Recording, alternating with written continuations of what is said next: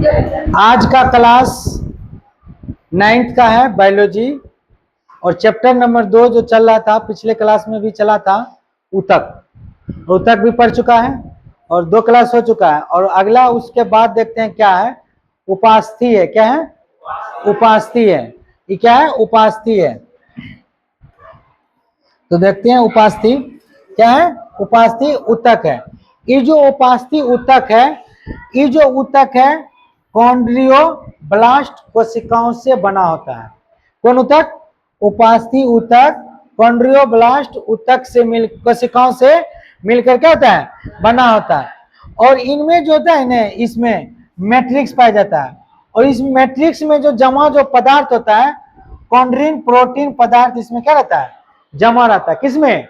उपास्थि ऊतक में। उपास्थि ऊतक में कॉन्ड्रिन प्रोटीन नामक पदार्थ होता है, मैट्रिक्स उसमें पाया जाता है। उपास्थि में मैट्रिक्स पाया जाता है और मैट्रिक्स में जो पदार्थ जमा रहता है कॉन्ड्रिन प्रोटीन पदार्थ जमा रहता है। इसमें रवादार पदार्थ कैल्शियम फॉस्फेट एवं ग्लाइकोन प्रोटीन भी जमा रहता है। समझिए ना। अगला देखो, ये जो है उपास्थि ऊतक जो होता है, ये ऊतक का काम क्या है? यह ऊतक जो होता है अस्थियों का जो जोड़ होता है, हड्डी का जो जोड़ होता है उसको चिकना करने का काम करता है। कौन हड्डी? कौन ऊतक? उपास्थि ऊतक अस्थियों के जोड़ों को क्या करता है? ये चिकना बनाता है। और ये जो उपास्थि ऊतक जो होता है कहाँ पाया जाता है? कहाँ? देखो, बाह्य कर्ण यानी कि बाहरी कर्ण में, नाक में, श्वसन नली और स्टर्म में क्यों होता है? पाया जाता है। और ये जो उपास्थि जो ऊतक है, शार्क जो मछली है ना, शार्क मछली का पूरा अंतःकंकाल, शार्क मछली का पूरा अंतःकंकाल उपास्थि ऊतक से क्या होता है? बना होता है। उसके बाद देखते हैं अस्थि। अस्थि मतलब हड्डी। हड्डी देखते हैं। ये जो अस्थि है यह जो है मजबूत क्या है? ऊतक है। ये जो अस्थि है एक मजबूत ऊतक है और इसमें जो मैट्रिक्स पाया जाता है वो मैट्रिक्स में कैल्शियम फास्फोरस का लवण, मैट्रिक्स में कैल्शियम फास्फोरस का लवण और ओसिन प्रोटीन पाया जाता है और उसी से मिलकर यह अस्थि बना है। ठीक है ना। अस्थि क्या है? बना है। और मैट्रिक्स को क्या कहता है? वो ओसिन कहा जाता है या ओस्टाइन कहा जाता है। समझ गया ना। तो देखो, अस्थि जो है एक मजबूत ऊतक है और इसके मैट्रिक्स में कैल्शियम फास्फोरस और क्या है? ओसिन प्रोटीन है ना। प्रोटीन से क्या है? बना है। हो गया ना। और देखो यहाँ ये जो हड्डी है, ये लंबी हड्डी के बीच में ये क्या पाया जाता है?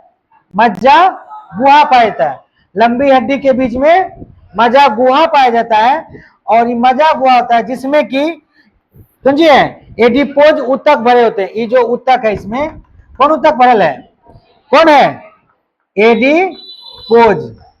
एडिपोज ऊतक भरा रहता है मज्जा गुहा में, वो भरा रहता है और इसे ही क्या कहते हैं? अस्थि मज्जा कहते हैं। यानी हड्डियों के बीच में जो खाली जगह होता है उसी खाली जगह को क्या कहता है? अस्थि मज्जा कहा जाता है। और ये जो हड्डी जो है ऊपर पर जो भाग पाया जाता है वो लाल अस्थि मज्जा होता है। कौन मज्जा? लाल अस्थि मज्जा। और ये लाल अस्थि मज्जा यानी कि आरबीसी का निर्माण, यानी लाल रक्त का निर्माण ऊपरी भाग में होता है और पीली अस्थि मज्जा क्या कहते हैं? डब्ल्यूबीसी यानी श्वेत रक्त कण का निर्माण बीच वाले भाग में होता है। ये हेवियंस जो होता है नलिकाएं, ये स्तनधारियों में पाई जाती है। किसमें? स्तनधारियों में पाई जाती है। और स्तनधारियों किसको कहते हैं? जो अपने बच्चे को दूध पिलाते हैं उसी सब जीव को क्या कहते हैं? स्तनधारी कहते हैं। हो गया ना। स्तनधारियों के हड्डियों में कौन सी पाई जाता है? हेवियंस नलिकाएं पाई जाती है। और अगला क्या है? तरल संयोजी ऊतक। तरल संयोजी जो ऊतक है ये 2 प्रकार के हैं। कौन कौन? रुधिर है, एक क्या है? लसिका है। एक क्या है? रुधिर है, एगो लसिका है। ये दोनों के कोशिकाओं के बीच तरल मैट्रिक्स या क्या पाया जाता है?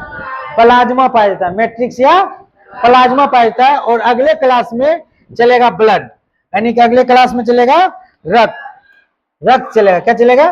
रक्त, ये जो है रक्त है, ठीक है ना। देखो रक्त 3 प्रकार का होता है, WBC, RBC और प्लेटलेट्स। ये अगले क्लास में चलेगा, ठीक है ना। ओके।